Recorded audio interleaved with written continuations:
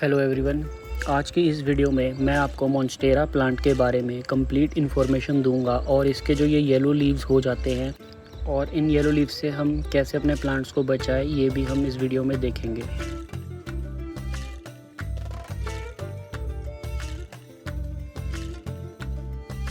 ये मेरे मॉन्स्टेरा का प्लांट 1 साल पुराना प्लांट है। ये मैं 150 रुपीज़ का नर्सरी से लेके आया था और ये इसकी एक देसी वैरायटी है, ये हाइब्रिड नहीं है।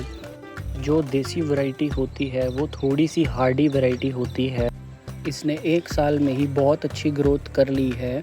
मॉन्स्टेरा के प्लांट में सिर्फ ग्रोइंग सीज़न में ही न्यू लीव्स आते हैं, जो कि होता है मार्च से लेके अक्टूबर तक। इसके जो लीव्स होते हैं उसके बीच में जो कट्स होता है वो विद टाइम इवॉल्व होता रहता है, जैसे कि प्लांट मैच्योर होता रहता है। अब बात कर लेते हैं येलो लीव्स की।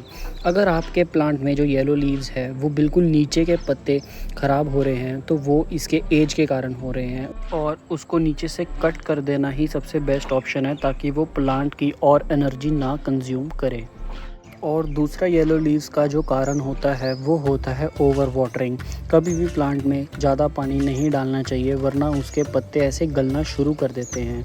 इसलिए अगर हम अपने प्लांट में पानी कम रखें या कंट्रोल रखें तो कभी भी आपको किसी भी प्लांट में येलो लीव्स की प्रॉब्लम नहीं देखने को मिलेगी। जैसे कि हमारा मनी प्लांट होता है, डेफनबेकिया होता है, इन सब में पानी कम डालना होता है येलो लीव से बचाने के लिए। अब मैं आपको इसकी सॉइल कंपोजिशन बता देता हूँ। ये है 1 part garden soil, 1 part sand और 1 पार्ट वर्मी कंपोस्ट।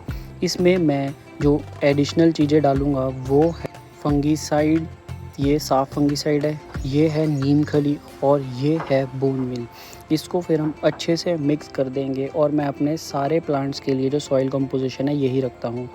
इस कंपनी की मैं वर्मी कंपोस्ट यूज़ करता हूँ। ये मुझे 300 रुपये के आसपास मिल जाती है और मैं पैकेट खोल के फिर इसको एक बाल्टी में स्टोर कर लेता हूँ और फिर इसी में से अपने हर प्लांट को डालता रहता हूँ।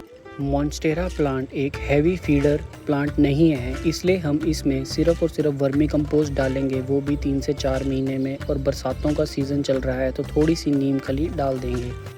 सबसे इम्पॉर्टेंट टिप ये है कि मॉन्स्टेरा प्लांट को कभी भी सॉइल लूज़ नहीं पसंद होती है, इसलिए इसकी गुड़ाई सिर्फ तभी करें जब हमने इसको कोई फर्टिलाइज़र देना है। अदरवाइज़ इसकी गुड़ाई बिल्कुल भी मत करें, इससे प्लांट स्ट्रेस में जाता है और ग्रोथ भी हिंडर होती है। ये जो इसकी नोड्स हैं इसको बिल्कुल भी नहीं हिलाना होता या डिस्टर्ब करना होता, वरना ये काली होकर गिर जाएंगी। अब बात कर लेते हैं क्या चीज़ें आपको प्लांट में बिल्कुल भी नहीं देनी चाहिए। उसमें सबसे टॉप पर है ये कोकोपीट। ये एक्स्ट्रा मॉइस्चर होल्ड करके रखती है, जो कि इस प्लांट को बिल्कुल भी नहीं पसंद।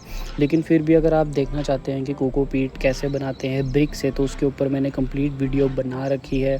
और कोकोपीट हेल्पफुल है लेकिन अदर प्लांट्स पे, जैसे कि हमारा रोज़ हो गया या फिर हिबिस्कस का प्लांट हो गया, इन सब में हम कोकोपीट का इस्तेमाल करते हैं ताकि वो प्लांट डाउन ना हो जाए भीषण गर्मी में। दूसरा फर्टिलाइज़र जो बिल्कुल भी नहीं देना वो है DAP। ये फर्टिलाइज़र देने से आपका पौधा सड़ भी सकता है, क्योंकि इसकी ज़्यादा रिक्वायरमेंट नहीं होती है न्यूट्रिशन की। और ये जो केमिकल फर्टिलाइज़र है ये हम सख्त जान और हार्डी प्लांट्स पर ही यूज़ करते हैं। और अगर आप अपने मॉन्स्टेरा प्लांट से ज़्यादा ग्रोथ चाहते हैं तो इसकी अच्छे से मिस्टिंग करना ज़रूरी है। हफ्ते में 1 बार एटलीस्ट इसके जो लीव्स हैं इसको भी साफ़ करना ज़रूरी है। जो इसके एरियल रूट्स होते हैं वहाँ से भी ये पानी एब्जॉर्ब कर लेता है। और इसको हमेशा सेमी शेड में या फिर इंडोर रखना चाहिए।